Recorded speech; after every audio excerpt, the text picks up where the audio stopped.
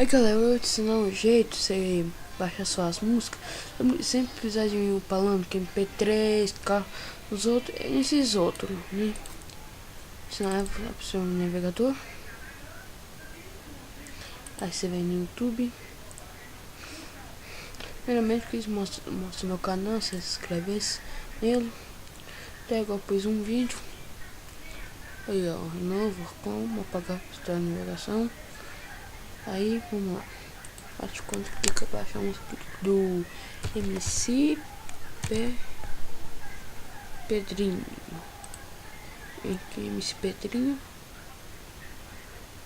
Aí acho que eu vou baixar Planeta da Putaria. Acho que eu vou baixar ela. Aí vocês desligar. Aí você copia aqui em cima. Copia. Você fecha. Você escreve aqui YouTube. Já aparece aqui YouTube MP3. Aí aqui ó. Esse primeiro aqui.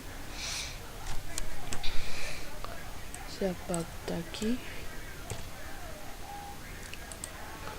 Colar. E já que não tem muito lento. E aqui. Aí você faz Android.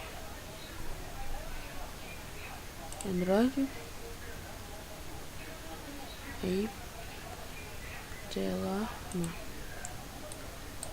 Inscreve no meu canal, dessa força e compartilhe. Vamos lá, galerinha. Aí abre aqui, no seu Android. Eu também vou falar assim, mano. Não, papá. Aí tá aqui, ó. Espera. Aí, ó. Aí, galera. Você viu, né? Ficou bom, né? O papel tudo errado. Fechar aqui. Então, galera, é só isso. Inscreve-se no canal. Valeu.